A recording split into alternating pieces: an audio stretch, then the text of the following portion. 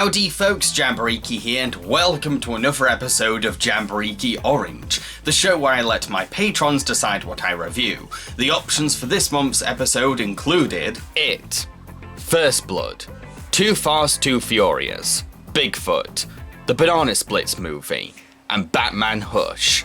They chose It. In the town of Derry, kids keep going missing, but no one knows why. When a boy called Bill ends up losing his brother Georgie, he becomes determined to find out what happened to him. Bill and his friends start being visited by a clown called Pennywise, so this group of socially outcasted children begin to realize that maybe a supernatural presence is behind these missing kids. When I first watched this movie, I got really into it and found it intensely scary, but on rewatch, I was disappointed to realize that I didn't find it as great as I remember. First of all, I didn't find Pennywise scary. Sure, there's something intimidating about his animalistic nature, and it's disturbing how much pleasure he gets from tormenting these kids, but I can't say that I developed any kind of fear of him. I already don't find clowns to be scary, I just don't, so that didn't help, but the film also completely overdoes his presence. The movie shows him on screen so much that I just got used to him. Bill Skarsgård plays him with a bouncy, over-the-top energy that's more silly than creepy.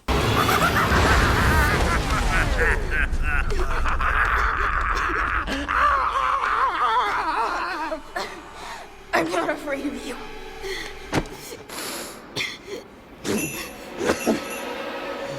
There's also a heavy dependence on CGI effects to make him more intimidating, and his constant lunging towards the camera in whatever form he's supposed to be in becomes tiringly repetitive. As a character, he's an entertaining villain, sure, and if you've got a phobia of clowns then he'll freak you the hell out. But personally, I think he's been overdone, both performance-wise and cinematically. He's trying too hard to be scary, to the point where subtlety and nuance is replaced with hammy acting and over-the-top visuals. I think he works at his best in the film's introduction, when he's trying to convince Georgie to climb into the sewer.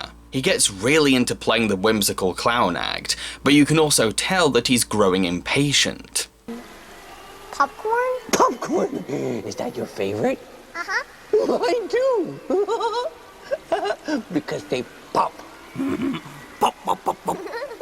Pop, pop, pop.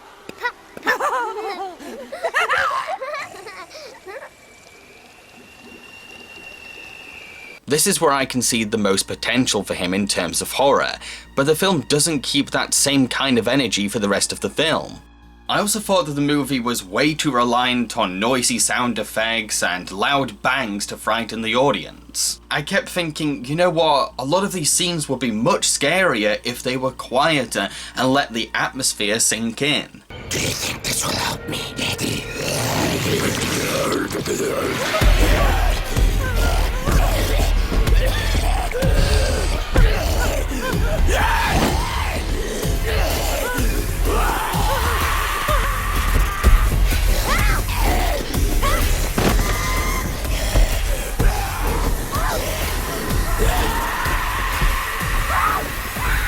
It also has a strong sense of humour, and while I'm fine with a horror movie having comedy, I don't think it works in this movie. Scenes that are meant to be atmospheric, ominous, or serious are ruined by snarky jokes or comedy improv. Derry started as a beaver trapping camp. Still is, am I right, boys? 91 people signed the charter that made Derry, but later that winter, they all disappeared without a trace. Sure, the comedy is funny, but after I laughed, I realised that I just felt a sudden tonal whiplash. The movie tries so hard to make Richie into this wisecracking comic relief that I think it ruins his character. Yes, I do think he's funny, but he's also incredibly rude and condescending to the other kids. That's the charter for Derry Township. Nerd alert. No, actually, it's really interesting. Why do these kids hang out with him? Why is he their friend? He could be just as verbally mean as the bullies. When the film tries to have a touching moment of friendship, Richie seems really out of place in the gang, because he's mainly been mocking the other boys or whining about having to join the quest to fight it. Another problem I have is with the pacing. The movie tends to skim through its scenes very fast. Maybe because it wants to try its best to abridge the heavy amount of material it's adapting, or perhaps the filmmakers were too eager to get to the more exciting sequences, I don't know.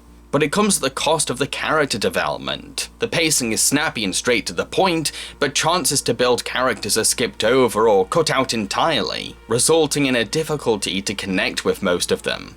Sure, I felt for Bill's grief over his brother and wanted him to overcome his guilt. Yes, Beverly's domestic abuse situation is terrible, and I cheered her on when she finally stood up to her dad. But everyone else, they're pretty one note and have their character arcs sidelined so that Bill and Bev's can receive more attention.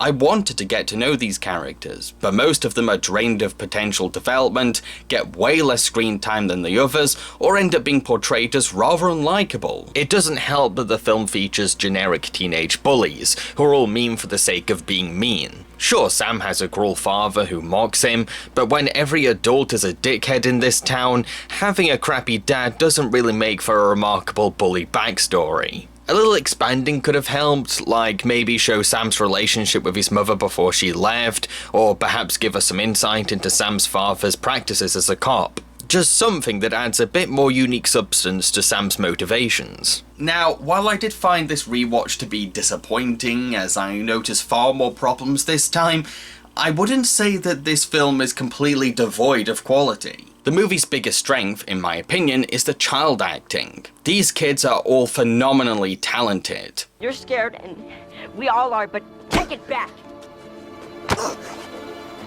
Bill! You're so much of losers! Stop! You're so much of losers, and you'll get yourself killed trying to catch... Stop! Stupid clown! This is what it wants. Not a single one struggles with the material. They're all sinking their teeth into their roles and playing their characters with natural realism. I cannot commend these kids enough. They are all fantastic and super skilled for their age. You can tell that the casting director picked them all out very carefully. And while I don't think that Pennywise is always scary, I do believe that this movie can pull off moments of genuine horror. Beverly's father, a slimy and predatory man, is so realistically sinister that I actually found him to be scarier than Pennywise the clown. He's oozing with a perverted intent that made my skin crawl. People in town have been saying some things to me about you. Sneaking around all summer long with a bunch of boys. The only girl in the pack. They're just friends, I swear. I know. That's the thing, the film does a great job making these kids feel alone, because not a single adult in this film is trustworthy. They're either predatory, manipulative, judgmental, or ignore the bullying that these kids are facing. This helps to add a sense of dread, the feeling that these kids are alone and only have each other. There's also a scene where the kids set up a projector in Bill's garage, only for Pennywise to possess it, intimidating the kids through the flicking photographs, suddenly bursting out of the screen in a huge beastly form that's so big he takes up the garage. There's something immensely claustrophobic about this scene to me, from the invasive nature of Pennywise to the takeover of the projector, something that holds very special memories for Bill. But it's the building of Pennywise's legend that gets to me the most.